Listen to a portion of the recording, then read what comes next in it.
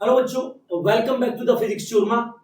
हम last lecture में जो 11th गोइंग स्टूडेंट है उनके लिए जो बेसिक मैथमेटिकल टूल चल रहा था उसके अंदर हम वेक्टर का इंट्रोडक्शन पढ़ चुके हैं कि वेक्टर क्या होता है, वेक्टर को कैसे रिप्रेजेंट करते हैं और दो वेक्टर के बीच में एंगल कैसे निकाला जा सकता है, शिफ्टिंग ऑफ वेक्टर क्या होता है, शिफ्टिंग ऑफ वेक्टर क्या होता है, ये सारी बातें हम लास्ट लेक्चर में पढ़ चुके हैं। अब है mathematical representation of A vector. अब है बच्चों mathematical representation of A vector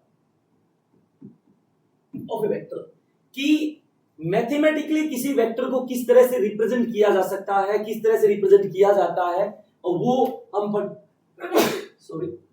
पढ़ने वाले हैं इस लेक्चर में। तो बच्चों कोई भी वेक्टर होगा, ए वेक्टर, वो बराबर होता है ए का मैग्नीट्यूड, जो लीनियर पोर्शन होता है, जो लास्ट लेक्चर में पढ़ा ग्राफिकल रिप्रेजेंटेशन में, जो इस तरह का वेक्टर होता है, ये जो टेल है वो मैग्नीट्यूड बताता है, और जो हेड है वो डायरेक्शन बताता है, ठीक वैसे ही टेल का मतलब लीनियर पोर्शन, जो लीनियर पोर्शन है वो मैग्नीट्यूड बता रहा है, और जो हेड है वो क्या बता रहा है बच्चों, डायरेक्शन बता रहा है। तो एक वेक्टर बराबर होता है ए का मैग्नीट्यूड इनटू इट्स डायरेक्शन। ए वेक्टर बराबर होता है ए का मैग्नीट्यूड इनटू इट्स डायरेक्शन। मान लो बच्चों आपसे कोई पूछे ए की डायरेक्शन बताइए, तो ए की डायरेक्शन क्या होगा, ए का वेक्टर डिवाइड में इट्स मैग्नीट्यूड। किसी भी वेक्टर को उसकी मैग्नीट्यूड से डिवाइड कर देंगे तो बच्चों वो आ जाएगा उसकी डायरेक्शन, उसका डायरेक्शन। अच्छा फॉर एग्जांपल मैं आपको कहूं बच्चों कि एक वेक्टर है F यानी कि force is equal to 5 newton in north direction, मतलब 5 न्यूटन इसकी मैग्नीट्यूड है, नॉर्थ इसकी डायरेक्शन है। मैं आपको कहूं कि इस वेक्टर को इसकी मैग्नीट्यूड से डिवाइड करिए, तो क्या आएगी, इसकी डायरेक्शन आएगी। तो वेक्टर कितना है 5 न्यूटन, और कहां है नॉर्थ में, डिवाइड में मैग्नीट्यूड कितनी है 5 न्यूटन। 5 से 5 न्यूटन क्या हो जाएगा, कैंसिल, क्या बचा 1, और कहां बचा नॉर्थ में। This is the F cap, यानी कि जो डायरेक्शन आया है उसका मैग्नीट्यूड बच्चों 1 है, और डायरेक्शन उसकी वही है जो उस वेक्टर की थी, यानी कि किसी वेक्टर का जो डायरेक्शन होता है उसका मैग्नीट्यूड 1 होता है, इसलिए इसे यूनिट वेक्टर भी बोल सकते हैं। यानी कि किसी वेक्टर की डायरेक्शन ही उसका यूनिट वेक्टर कहलाता है। किसी वेक्टर का जो डायरेक्शन है बच्चों उसी को यूनिट वेक्टर बोलते हैं। किसी वेक्टर की जो डायरेक्शन है बच्चों उसी को क्या बोलेंगे, हम यूनिट वेक्टर बोलेंगे। अच्छा एक बात सुनिए ध्यान से, यूनिट वेक्टर यानी कि जो यूनिट वेक्टर है उसके अंदर मैग्नीट्यूड 1 है, बट देखो जो यूनिट नॉर्थ थी वो यूनिट तो है ही नहीं। इसका मतलब यूनिट वेक्टर के अंदर यूनिट नहीं होती, यूनिट लेस वेक्टर होता है। यूनिट वेक्टर एक यूनिट लेस वेक्टर होता है, तो फिर बच्चों इसे यूनिट वेक्टर बोलते क्यों है, क्योंकि यूनिट वेक्टर को यूनिट वेक्टर इसलिए बोलते हैं बच्चों क्योंकि इसका मैग्नीट्यूड 1 है, क्योंकि बच्चों इसका जो मैग्नीट्यूड है बच्चों वो 1 है। किसी वेक्टर का यदि मैग्नीट्यूड 1 हो तो उसका वो यूनिट वेक्टर कहलाता है, और किसी वेक्टर की डायरेक्शन ही बच्चों यूनिट वेक्टर होता है। आई होप आपको ये चीज यहां तक समझ आ गई होगी। आई थिंक आपको बच्चों यहां तक ये चीज समझ आ गई होगी। आगे देखते हैं, ये एक्स एक्सिस है, एक्स एक्सिस में मैंने छोटू सा मैग्नीट्यूड लिया, बिल्कुल छोटा सा मैग्नीट्यूड लिया। ये मैग्नीट्यूड बहुत छोटा ही नहीं, 1 मैग्नीट्यूड है, और डायरेक्शन कौन सी है, एक्स एक्सिस की। तो ये यूनिट वेक्टर हुआ क्योंकि मैग्नीट्यूड 1 है। वो यूनिट वेक्टर जिसका मैग्नीट्यूड 1 है जो डायरेक्शन एक्स एक्सिस की दे उसे बोलते हैं बच्चों आई कैप। वो होगा बच्चों आई कैप, ये आपका आई कैप है। और जो ये वाई एक्सिस है, ऐसा छोटा सा वेक्टर जिसकी मैग्नीट्यूड 1 है जो डायरेक्शन वाई एक्सिस की दे उसे बोलते हैं बच्चों जे कैप। और यदि इस साइड प्लस का आई कैप है तो बच्चों इस साइड क्या हो जाएगा, माइनस का आई कैप। यदि इस साइड प्लस का जे कैप है बच्चों, इस साइड क्या हो जाएगा, माइनस का जे कैप।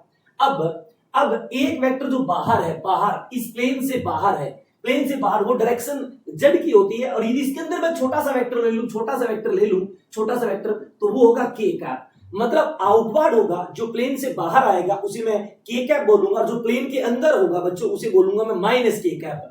आउटवर्ड का मतलब है बच्चों डॉट, यदि डॉट है तो प्लस का के कैप। इनवर्ड का मतलब होता है बच्चों क्रॉस, क्रॉस का मतलब बच्चों माइनस के कैप, क्रॉस का मतलब बच्चों माइनस के कैप। ये यूनिट वेक्टर है आई कैप, जे कैप एंड के कैप। बच्चों ये यूनिट वेक्टर है आई कैप, जे कैप एंड के कैप। अब हमें पता है ये आई कैप, जे कैप, के कैप ये तीनों म्यूचुअली परपेंडिकुलर है, म्यूचुअली परपेंडिकुलर है। इसका मतलब आई कैप, जे कैप, के कैप ये ऑर्थोगोनल यूनिट वेक्टर्स हैं। ये बच्चों ऑर्थोगोनल, ये बच्चों ऑर्थोगोनल यूनिट वेक्टर्स हैं। ये बच्चों ऑर्थोगोनल यूनिट वेक्टर्स हैं। ये ऑर्थोगोनल यूनिट वेक्टर बच्चों, ऑर्थोगोनल यूनिट वेक्टर वो वेक्टर होते हैं, ऑर्थोगोनल यूनिट वेक्टर बच्चों वो यूनिट वेक्टर होते हैं, वो यूनिट वेक्टर होते हैं जो एक दूसरे के म्यूचुअली परपेंडिकुलर हो। ऑर्थोगोनल उसी के आगे लगेगा जो म्यूचुअली परपेंडिकुलर हो। म्यूचुअली परपेंडिकुलर वेक्टर्स को बोलते हैं बच्चों ऑर्थोगोनल वेक्टर्स। और ये यूनिट वेक्टर है आई कैप, जे कैप, के कैप, उनकी मैग्नीट्यूड 1 है, यूनिटी है, इसलिए यूनिट वेक्टर कहलाते हैं।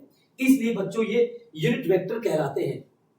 अब आया कि एक वेक्टर का मैग्नीट्यूड कैसे निकालें। एक वेक्टर मतलब एक वेक्टर का मैग्नीट्यूड तो हमें निकालना पड़ेगा, क्योंकि हम डायरेक्शन हम समझ चुके हैं, डायरेक्शन हम समझ चुके हैं। अब हम मैग्नीट्यूड कैसे निकालें उस चीज को समझ लेते हैं। इसके लिए आपको समझना पड़ेगा बच्चों रिजोल्यूशन ऑफ, इसके लिए आपको समझना पड़ेगा बच्चों resolution of A vector, resolution of A vector, resolution of A vector. Resolution of vector का मतलब होता है वेक्टर को रिजोल्व करना, वेक्टर को ब्रेक करना, पार्ट्स में ब्रेक करना, वेक्टर को पार्ट्स में ब्रेक करना। मान लो बच्चों, मान लेते हैं बच्चों अपने पास ये एक्स एक्सिस है और ये वाई एक्सिस है, ये वाई एक्सिस है, एक्स एक्सिस वाई एक्सिस है, और इसमें बच्चों एक वेक्टर है, एक वेक्टर है ए वेक्टर, ए वेक्टर जो एक्स के साथ एंगल बना रहा है बच्चों, एक्स के साथ बच्चों एंगल बना रहा है थीटा, एक्स के साथ बच्चों एंगल बना रहा है थीटा। तो मैंने क्या किया, इस वेक्टर के यहां पे डाल दिया परपेंडिकुलर, यहां पे डाल दिया बच्चों परपेंडिकुलर। जब मैंने परपेंडिकुलर डाला तो ये वेक्टर ए है, तो इसका मैग्नीट्यूड ए होगा, इसका मैग्नीट्यूड ए होगा, तो इसका ये जो कंपोनेंट है ये तो बेस हुआ, ये क्या हुआ बेस। और हमें पता है बच्चों बेस बाय हाइपोटेन्यूज, हाइपोटेन्यूज तो ए है तो इसका मैग्नीट्यूड तो ए होगा, base by hypotenuse is equal to होता है बच्चों कोस थीटा। तो ये बेस कितना आया, ये जो बेस आया बच्चों ये कितना आया a कोस थीटा, ये जो बेस आया बच्चों ये आया a कोस थीटा, यानी कि ये जो है ये a कोस थीटा है, a कोस थीटा, और ये x एक्सिस के लॉन्ग है, x एक्सिस के लॉन्ग। तो इस कंपोनेंट को मैंने बोल दिया, इस कंपोनेंट को बोल दिया मैंने ax, और ax बराबर होगा बच्चों a कोस थीटा, और ये डायरेक्शन x की है तो यहां पे लगा दिया मैंने बच्चों i कैप, यहां पे लगा दिया मैंने बच्चों i कैप। अब बच्चों यहां पे देखिए ये जो आपका है ये आपका परपेंडिकुलर है, तो थीटा के सामने वाला परपेंडिकुलर, तो परपेंडिकुलर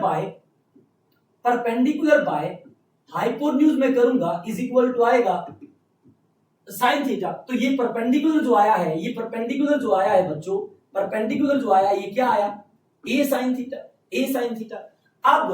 अब ये आया a sin थीटा, तो ये जो वेक्टर, ये जो कंपोनेंट आया है इसकी वैल्यू तो है a sin theta, a sin theta, but ये ऊपर की तरफ है तो इसको नाम दे दिया मैंने j कैप, इसका नाम दे दिया मैंने j कैप, और इसको लिख दिया मैंने ay, इसको लिख दिया मैंने ay। इसका मतलब मैंने a को दो पार्ट में तोड़ दिया, एक x वाले कंपोनेंट में और एक y वाले कंपोनेंट में, यानी कि जो a है, जो वेक्टर a है वो मिलकर बना है ax i cap plus ay j cap, ay j cap. इसको मैं लिख सकता हूं vector a is equal to ax आपका क्या है a cos theta i cap, और प्लस में ay क्या है a sin थीटा इनटू में j कैप। तो आपका जो वेक्टर आया है a, वो a वेक्टर जो आया है बच्चों वो आया आपका a cos theta i cap plus a sin theta j cap, a sin theta j cap. तो ये जो प्रोसेस होती है इसे बोलते हैं बच्चों रिजोल्यूशन, इसे बोलते हैं बच्चों रिजोल्यूशन। अच्छा एक चीज सुनिए, यदि एक वेक्टर मान लेते हैं वेक्टर a है, ये ओरिजिन से बाहर जा रहा है, ओरिजिन से बाहर जा रहा है, तो इसका ये कंपोनेंट कितना आया बच्चों ax आया, और ये कंपोनेंट कितना आया ay आया। अब ये जो चीज है ये y एक्सिस के पैरेलल है, तो यदि मैं इतना ही पोर्शन यहां पर लूं तो मैं इसको भी क्या बोल सकता हूं, ay, क्योंकि वेक्टर को पैरेलली शिफ्ट कराया जा सकता है। यानी कि यदि कोई वेक्टर किसी पॉइंट से बाहर निकल रहा है तो इसके दोनों कंपोनेंट भी बच्चों बाहर निकलेंगे, इसके दोनों कंपोनेंट भी बच्चों बाहर निकलेंगे।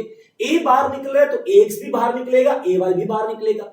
अब बच्चों यदि ये ax है तो बच्चों ये भी क्या होगा, ax होगा, ये भी ax होगा। तो ये ax है, ये ax है, ये ay है, ये ay है, तो ये तो एक रेक्टेंगल बन गया, ये तो एक रेक्टेंगल बन गया। इसका मतलब ये जो a cos थीटा और a sin थीटा आए हैं ये वेक्टर के रेक्टेंगुलर कंपोनेंट कहलाते हैं, ये वेक्टर के रेक्टेंगुलर कंपोनेंट कहलाते हैं। मान लो ये वेक्टर है, तो यदि ये ax है तो ये इस साइड ये ax है तो इसके जो परपेंडिकुलर होगा वो ay होगा। यदि ये ax है तो इसके परपेंडिकुलर होगा वो ay होगा। मान लो ये वेक्टर है और मान लो ये वेक्टर है कि ये ax है तो ये ay होगा और ये आपका ax है तो ये ay होगा। मतलब एक वेक्टर के इनफाइनाइट रेक्टेंगुलर कंपोनेंट हो सकते हैं, एक वेक्टर के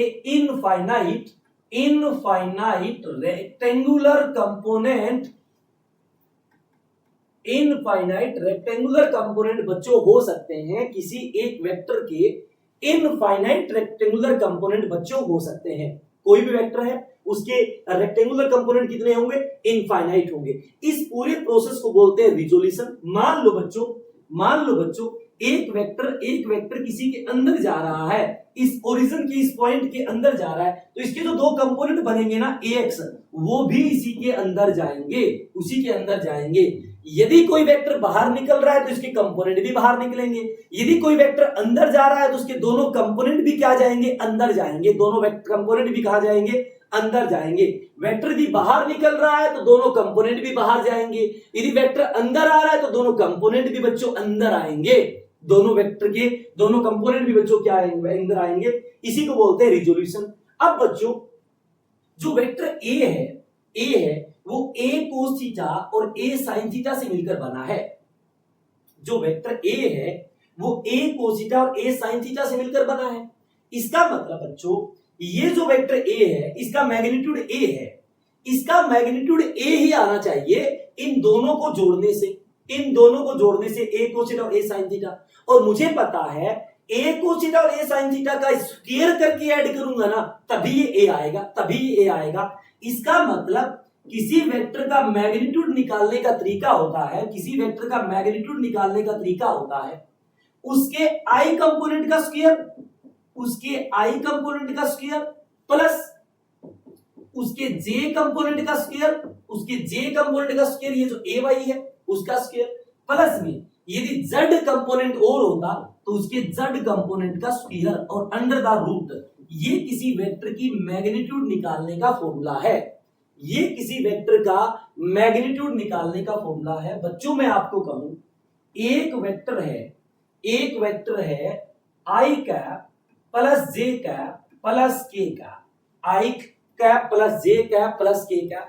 मैं आपसे पूछूं बच्चों इसकी मैग्नीट्यूड बताइए, तो इसकी मैग्नीट्यूड निकालने का तरीका होगा under the root i component का स्क्वायर, i तो 1 है, 1 का स्क्वायर 1 प्लस j कंपोनेंट का स्क्वायर, j का स्क्वायर करूंगा तो 1 आएगा और k कंपोनेंट का स्क्वायर 1 करूंगा तो 1 आएगा। तो ये आया √3, ये इसका मैग्नीट्यूड है। आपको कोई कहे वेक्टर a की डायरेक्शन बताइए, तो जब किसी वेक्टर को उसके मैग्नीट्यूड से डिवाइड कर दें तो बच्चों उसे बोलते हैं डायरेक्शन ऑफ दैट वेक्टर या यूनिट वेक्टर। तो आप इस वेक्टर की जो डायरेक्शन आएगी बच्चों, इस वेक्टर की जो डायरेक्शन आई है वो आई है i cap by √3 plus j cap by √3 और प्लस k कैप बाय √3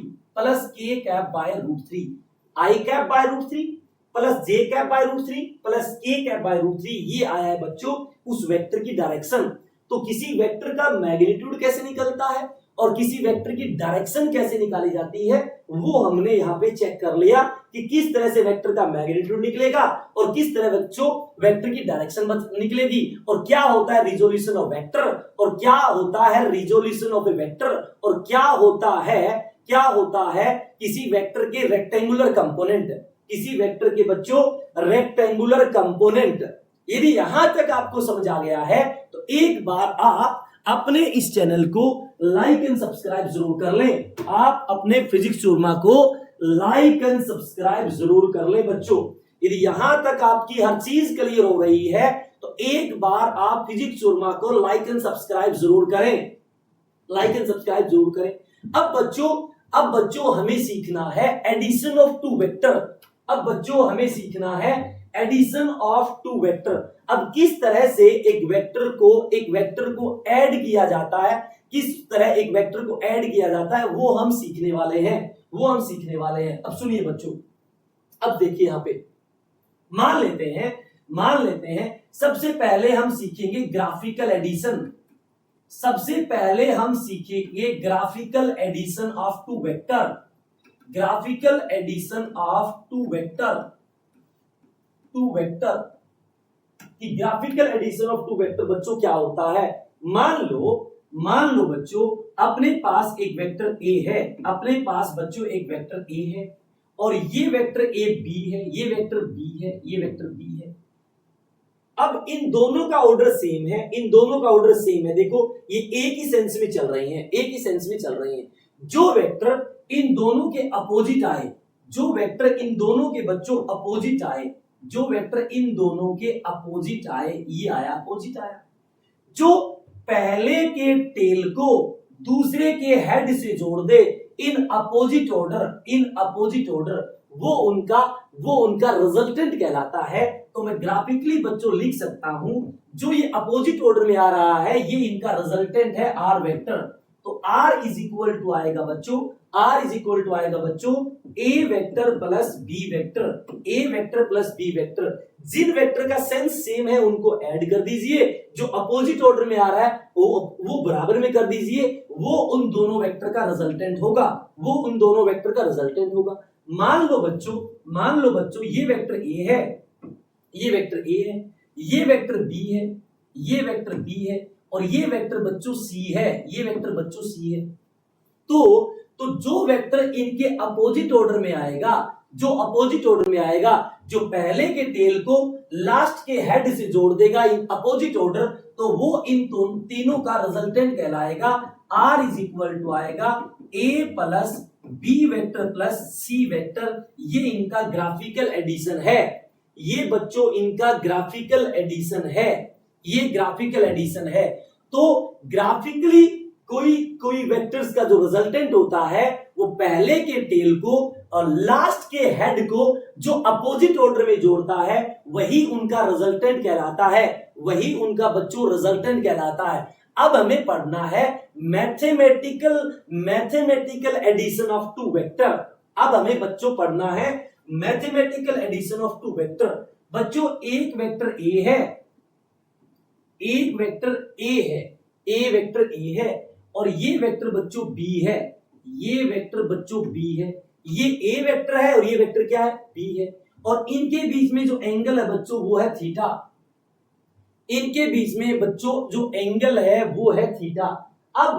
अब मुझे इस बी की यहां जरूरत नहीं है, मुझे इस बी की थोड़ी आगे जरूरत है।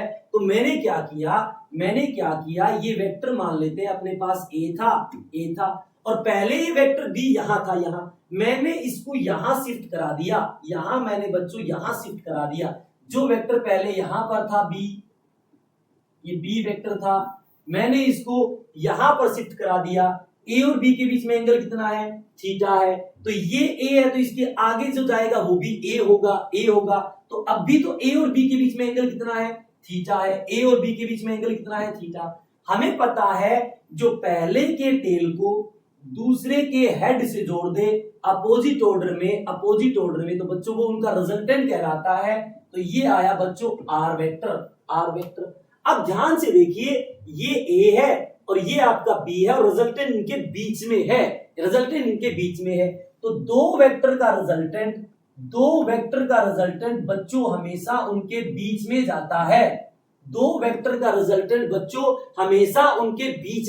है। यदि ये दो वेक्टर हैं तो रिजल्टेंट इनके बिल्कुल बीच में होगा। मतलब दो वेक्टर का रिजल्टेंट, मान लो ये वेक्टर ए है और ये वेक्टर बच्चों बी है, तो रिजल्टेंट यहां नहीं हो सकता, रिजल्टेंट यहां नहीं हो सकता, रिजल्टेंट यहां नहीं हो सकता, रिजल्टेंट उन दोनों वेक्टर के बीच में ही होगा, रिजल्टेंट उन दोनों वेक्टर के बच्चों बीच में ही होगा। आई होप आपको ये बात समझ आ गई, आई होप आपको ये बात समझ आ गई। अब सुनिए बच्चों, अब सुनिए, ये आपका आर है, ये आपका ए है और ये आपका बी है, ये आपका बी है। मैंने क्या किया, सामने वाले पे डाल दिया मैंने परपेंडिकुलर, मैंने डाल दिया परपेंडिकुलर, और ये अपन का वेक्टर बी है, ये बी है, तो इसका ये जो कंपोनेंट होगा ये मैं आपको पढ़ा चुका हूं, रिजोल्यूशन में ये बी कोस थीटा होगा, और ये जो कंपोनेंट होगा ये होगा बी साइन थीटा, ये होगा बी साइन थीटा। अब बच्चों ये जो पूरा का पूरा है ये हो गया ए प्लस बी कोस थीटा, और ये हो गया बी साइन थीटा, ये बन गई एक राइट एंगल ट्रायंगल। और राइट एंगल ट्रायंगल के अंदर जो हाइपोटेन्यूज का स्क्वायर होता है, हाइपोटेन्यूज का स्क्वायर होता है वो बराबर होता है बेस का स्क्वायर, बेस आपका A plus B cos theta का square plus perpendicular B sine theta का square, plus perpendicular B sine theta का स्क्वायर। तो आर स्क्वायर बराबर आया A square plus B square cos square theta plus 2ab cos theta plus 2ab cos theta और plus B square sine square theta plus B square sine square theta, ये आपके पास आया। तो यदि मुझे रिजल्टेंट का मैग्नीट्यूड चाहिए, रिजल्टेंट का मैग्नीट्यूड चाहिए तो अंडर द रूट ये b square cos square theta है और ये b square sine square theta है, तो ये तो लिख दिया मैंने ए स्क्वायर और इनमें से बी स्क्वायर कॉमन ले लिया, अंदर बचा cos square plus sine square और प्लस में 2ab cos theta, 2ab cos theta. मुझे पता है sine square plus cos square बच्चों 1 होता है, तो रिजल्टेंट का मैग्नीट्यूड आ गया under the root A square plus B square plus 2ab cos theta, theta is the angle between a and b. ये दो वेक्टर के रिजल्टेंट का मैग्नीट्यूड निकालने का बच्चों फॉर्मूला है, ये दो वेक्टर के रिजल्टेंट का मैग्नीट्यूड निकालने का फॉर्मूला है बच्चों। आई होप आपको यहां तक चीज समझ आ गई होगी, आई होप बच्चों यहां तक आपको चीज समझ आ गई होगी। दो वेक्टर के रिजल्टेंट का मैग्नीट्यूड का फॉर्मूला होता है अंडर द रूट ए की मैग्नीट्यूड का स्क्वायर प्लस बी की मैग्नीट्यूड का square plus 2ab cos theta, theta is the angle between a and b. एक चीज ध्यान रखना बच्चों, किसी वेक्टर की मैग्नीट्यूड नेगेटिव नहीं होती, किसी वेक्टर की मैग्नीट्यूड नेगेटिव नहीं होती। नेगेटिव का मतलब होता है अपोजिट डायरेक्शन, नेगेटिव का मतलब होता है अपोजिट डायरेक्शन। यदि ये +5 है तो ये आपका -5 होगा, बट ये दोनों बराबर हैं। ये 5 का यदि वेक्टर है और ये भी 5 का वेक्टर है तो ये दोनों बराबर हैं, मैग्नीट्यूड बराबर है, डायरेक्शन अलग है। तो मैग्नीट्यूड में दोनों बराबर, डायरेक्शन में अपोजिट। जो डायरेक्शन में अपोजिट होते हैं वो दोनों एक दूसरे के नेगेटिव वेक्टर कहलाते हैं, वो दोनों एक दूसरे के नेगेटिव वेक्टर कहलाते हैं। एक वेक्टर का मैग्नीट्यूड कभी नेगेटिव नहीं होता, एक वेक्टर का मैग्नीट्यूड बच्चों कभी नेगेटिव नहीं होता। तो ये दो वेक्टर के रिजल्टेंट का बच्चों ये फॉर्मूला है, दो वेक्टर के रिजल्टेंट का बच्चों ये फॉर्मूला है। तो दो वेक्टर का रिजल्टेंट आ गया बच्चों r is equal to root A square plus B square plus 2ab cos theta, 2ab cos theta. अब मान लेते हैं एक वेक्टर ये है a, एक वेक्टर ये है a और एक और वेक्टर है ये b, दोनों की दिशा सेम है तो दोनों के बीच में थीटा कितना हो जाएगा 0 डिग्री। ऐसे दो वेक्टर जिनके बीच में एंगल 0 डिग्री हो वो एक दूसरे के पैरेलल वेक्टर कहलाते हैं, पैरेलल वेक्टर कहलाते हैं। जिनके बीच में एंगल 0 हो वो पैरेलल वेक्टर है, यानी कि थीटा 0 है। तो फिर यदि थीटा 0 है तो r बराबर क्या आएगा, रूट ए square plus B square plus 2ab cos 0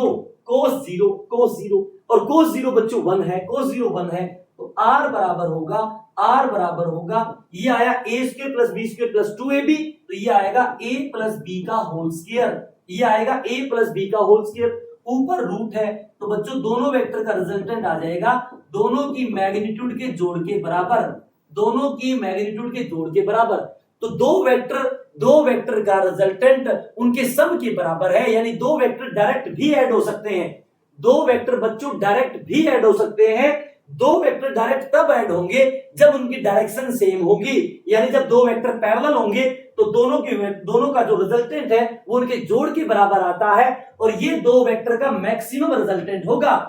दो वेक्टर का मैक्सिमम रिजल्टेंट उनके मैग्नीट्यूड के जोड़ के बराबर हो सकता है, इससे ज्यादा दो वेक्टर का रिजल्टेंट नहीं हो सकता, इससे ज्यादा दो वेक्टर का रिजल्टेंट नहीं हो सकता। तो दो वेक्टर का मैक्सिमम रिजल्टेंट उनके सम के बराबर होगा जब वो दोनों वेक्टर एक दूसरे के पैरेलल होंगे, यानी कि उनके बीच में एंगल जीरो होगा, यानी कि उनके बीच में एंगल जीरो होगा। अब मान लेते हैं एक वेक्टर ये है, एक वेक्टर ये है और एक वेक्टर ये है बी। अब इनकी डायरेक्शन अपोजिट है, इन्हें बोलते हैं एंटी पैरेलल एंगल। इनके बीच में एंगल कितना होगा? 180 डिग्री होगा। तो मैं आपको कहूं इनका रिजल्टेंट बताइए, तो ये आएगा A square plus B square plus 2ab cos 180, 2ab cos 180, cos 180 -1 होता है, cos 180 -1 होता है। तो बच्चों r बराबर क्या आया? रूट ए square plus B square minus 2ab cos 180 1 हो जाएगा। तो ये आएगा बच्चों under the root a minus B का whole square, under the root a minus B का होल स्क्वायर, और रूट से स्क्वायर कैंसिल हो जाएगा। तो बच्चों r बराबर आया a माइनस बी, r बराबर आया a माइनस बी, यानी कि दो वेक्टर का रिजल्टेंट उनके सब्ट्रैक्शन के बराबर होगा यदि उनकी डायरेक्शन अपोजिट है, यदि उनकी डायरेक्शन अपोजिट है। याद रखना बच्चों, दो वेक्टर का रिजल्टेंट निकालना हो, दोनों की डायरेक्शन अपोजिट हो, तो बड़े में से छोटा घटाना है और डायरेक्शन उसी की होगी जो बड़ा वेक्टर है। मान लो बच्चों ये सात मैग्नीट्यूड का है और ये 2 मैग्नीट्यूड का है, तो इनका रिजल्टेंट आएगा बच्चों 5 और उसकी दिशा 7 वाले के अलोंग होगी। इन दोनों का रिजल्टेंट आएगा 5 और इसकी दिशा बड़े वाले के बराबर होगी। तो दो वेक्टर का रिजल्टेंट मैक्सिमम जोड़ के बराबर, मिनिमम सब्ट्रैक्शन के बराबर, और इनके बीच में कुछ भी हो सकता है। तो मैं लिख सकता हूं दो वेक्टर का resultant greater than equal to a minus B और less than equal to a plus B, ये होते हैं दो वेक्टर के रिजल्टेंट की रेंज, ये होती है दो वेक्टर के रिजल्टेंट की रेंज। दो वेक्टर का रिजल्टेंट कम से कम सब्ट्रैक्शन के बराबर, इससे बड़ा कुछ भी होगा, ज्यादा सम के बराबर, उससे छोटा कुछ भी होगा। ये उनके एंगल पे डिपेंड करेगा, ये उनके एंगल पे डिपेंड करेगा। अब मान लो बच्चों एक वेक्टर ये है और एक वेक्टर ये है और इनके बीच में एंगल 90 डिग्री है। मैं आपसे पूछूं इनका रिजल्टेंट बताइए, तो बच्चों इनका रिजल्टेंट आएगा r is equal to under the root A square plus B square plus 2ab cos 90, cos 90 होता है बच्चों 0, तो r इज इक्वल टू आया रूट ए स्क्वायर प्लस बी स्क्वायर। तो दो वेक्टर का रिजल्टेंट बराबर होगा under the root A square plus B square. दो वेक्टर का रिजल्टेंट बराबर होगा under the root A square plus B square. दो वेक्टर का resultant under the root A square plus B square जब उनके बीच में एंगल 90 डिग्री हो। मैं आपको ये कहूं कि ये तीन मैग्नीट्यूड का वेक्टर है और ये 4 मैग्नीट्यूड का वेक्टर है। मैं आपसे कहूं इनका रिजल्टेंट बताइए, तो बच्चों इनका रिजल्टेंट आएगा 3 का स्क्वायर 9, 4 का स्क्वायर 16, 16 और 25, 25 का रूट आया 5, और दो वेक्टर का रिजल्टेंट इनके बीच में जाएगा, दो वेक्टर का रिजल्टेंट इनके बीच में जाएगा, बीच में कहीं भी जा सकता है, वो मैं सिखाऊंगा। तो इसका मैग्नीट्यूड आया 5, इसका मैग्नीट्यूड आया 5। तो जब दो वेक्टर एक दूसरे के परपेंडिकुलर है तो उनका रिजल्टेंट निकालने का फॉर्मूला होता है under the root A square plus B square, under the root A square plus B square. I hope आपको यहां तक समझ आ गया होगा। अगला पॉइंट मान लो बच्चों दोनों वेक्टर का मैग्नीट्यूड सेम है, दोनों वेक्टर का मैग्नीट्यूड सेम है, तो रिजल्टेंट कैसे निकालें? तो बच्चों r बराबर होगा under the root A square plus 2a square cos theta. मैंने जहां b था वहां a कर दिया क्योंकि दोनों का मैग्नीट्यूड सेम है, तो इसको मैंने लिखा a square plus a square 2a square plus 2a square into में कोस थीटा इंटू में कोस थीटा। अब 2a स्क्वायर यहां भी है, 2a स्क्वायर यहां भी है, तो 2a स्क्वायर कॉमन आएगा तो ये आएगा √2a और अंदर बचा 1 plus cos theta, 1 plus cos theta. और बच्चों जो 1 प्लस कोस थीटा होता है, 1 प्लस कोस थीटा होता है वो होता है 2 कोस स्क्वायर थीटा बाय 2, वो होता है 2 कोस स्क्वायर थीटा बाय 2। ये मैं सारी की सारी बातें जो ट्रिग्नोमेट्री से रिलेटेड है वो बेसिक मैथमेटिकल टूल की जो सीरीज है उसमें मैं पढ़ा चुका हूं।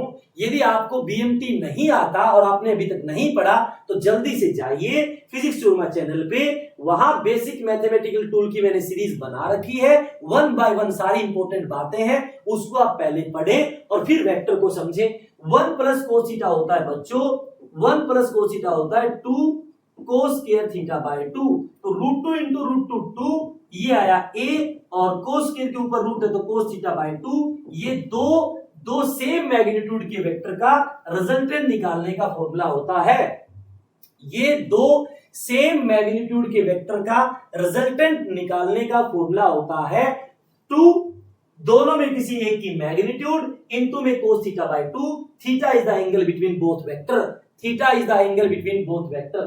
तो दो वेक्टर जिनका मैग्नीट्यूड सेम है उनका रिजल्टेंट निकालने का फॉर्मूला होता है बच्चों 2 उन दोनों में से किसी एक का magnitude into cos theta by 2। I hope आपको यहां तक चीज समझ आ गई होगी, यहां तक चीज समझ आ गई होगी। मान लेते हैं बच्चों a बराबर b है, a बराबर b है, इस केस में रिजल्टेंट का फॉर्मूला होता है 2a cos theta by 2, 2a cos theta by 2, ये रिजल्टेंट का बच्चों फॉर्मूला है। मान लो मैं कह दूं कि यहां पर थीटा है और यहां पे रिजल्टेंट है, मैं कहूं थीटा 0 डिग्री, थीटा 0, तो बच्चों जब दो वेक्टर का मैग्नीट्यूड सेम हो और थीटा 0 तो कोस 0 1 होगा, तो रिजल्टेंट उनके जोड़ के बराबर आएगा 2a, जोड़ के बराबर आएगा 2a। मैं कह दूं उनके बीच में एंगल 60 डिग्री है, 60 डिग्री है, तो 60 बाय 2 करोगे, 60 बाय 2 करोगे तो cos 30 आएगा और cos 30 होता है √3 बाय 2, √3 बाय 2, 2 से 2 कैंसिल होगा तो बच्चों रिजल्टेंट आएगा √3 है, √3 है। मैं कह दूं बच्चों उनके बीच में एंगल 90 डिग्री है, 90 डिग्री है, और 90 बाय 2 करोगे तो 45 आएगा और cos 45 1 बाय √2 होता है, ऊपर 2 है नीचे √2 है, तो ये कितना आएगा √2a आएगा। मैं कह दूं बच्चों इनके बीच में एंगल 120 डिग्री है, 120 डिग्री है, तो 120 भाग में 2 60 आएगा, cos 60 1 बाय 2 होता है, 2 से 2 कैंसिल, तो रिजल्टेंट किसी एक के बराबर आ जाएगा, a के बराबर आ जाएगा। मैं कहूं बच्चों इनके बीच में एंगल 180 डिग्री है, 180 भाग में 2 आपका 90 होगा, cos 90 0 होता है, तो रिजल्टेंट आया बच्चों 0। ये दो वेक्टर जिनका मैग्नीट्यूड सेम है उनका अलग अलग एंगल पे रिजल्टेंट निकालने का तरीका है, उनका अलग अलग एंगल पे बच्चों रिजल्टेंट निकालने का तरीका है। आई होप आपको यहां तक चीज समझ आ गई होगी। यानी कि जब दो वेक्टर का मैग्नीट्यूड सेम है और उनके बीच में एंगल बच्चों 120 डिग्री है तो उसके रिजल्टेंट का उनमें से किसी एक की मैग्नीट्यूड के बराबर होगा, चाहे a बोल दो चाहे b के बराबर बोल दो, क्योंकि a और b तो बच्चों बराबर है, a और b तो बच्चों बराबर है। उसके बाद आती है डायरेक्शन ऑफ रिजल्टेंट वेक्टर, उसके बाद आती है बच्चों बात direction of resultant vector, direction of resultant vector. अब सवाल ये आएगा कि डायरेक्शन किसके साथ, तो या तो पूछी जाएगी a के साथ डायरेक्शन बताइए और या पूछी जाएगी b के साथ डायरेक्शन बताइए।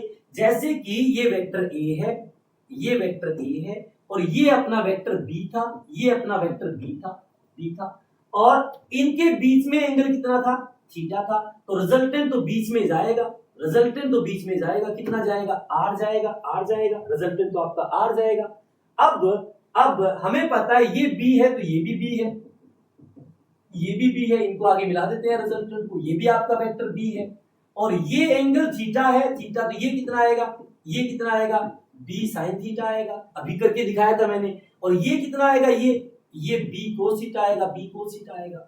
अब मैं आपसे पूछूं कि बताइए बच्चों रिजल्टेंट ने a के साथ कितना एंगल बनाया, या रिजल्टेंट की डायरेक्शन बताओ विद a, तो मैं a के साथ रिजल्टेंट का एंगल मान लेता हूं अल्फा और डायरेक्शन बताई जाती है स्लोप, स्लोप का मतलब tan थीटा, यानी कि tan अल्फा, यहां पे मैं tan अल्फा निकालूंगा तो tan अल्फा होगा बच्चों परपेंडिकुलर बाय बेस, परपेंडिकुलर आपका b sin थीटा है डिवाइड में बेस आपका a plus b cos theta है, this is the tan alpha. हमें तो डायरेक्शन चाहिए मतलब एंगल, तो अल्फा अल्फा यानी कि रिजल्टेंट का ए के साथ डायरेक्शन अल्फा है और अल्फा बराबर आएगी बच्चों tan inverse b sin theta divide में a plus b cos theta. ये डायरेक्शन है रिजल्टेंट की विद वेक्टर a। जब a के साथ डायरेक्शन बताई तो ऊपर b आया, ऊपर b आया। मैं कहूं डायरेक्शन बताइए रिजल्टेंट की b के साथ, वेक्टर b के साथ, तो मैंने एंगल बीटा मान लिया। तो यदि tan बीटा मैं यहां से निकालूंगा, यदि मैं डायरेक्शन a के साथ बता रहा हूं तो ऊपर आया b, यदि मैं डायरेक्शन b के साथ बता रहा हूं तो ये आएगा बच्चों a sin theta plus b plus a cos theta. मतलब a और b को इंटरचेंज करना है, a और b को इंटरचेंज करना है। a की direction tan inverse b sin theta divide में a plus b cos theta और b के साथ डायरेक्शन बच्चों beta is equal to tan inverse a sin theta divide में b plus a cos theta, b plus a cos theta. I hope आपको यहां तक चीज समझ आ गई होगी। तो ये था resultant of two vector with direction and resolution. यदि आपको बच्चों ये टॉपिक समझाया है तो जल्दी से लाइक एंड सब्सक्राइब जरूर कर दें फिजिक्स चूरमा को, और फिजिक्स चूरमा से जुड़े रहें क्योंकि यहां पर हम complete 11th 12th NEET IIT की फिजिक्स करने वाले हैं विद ऑल PYQs।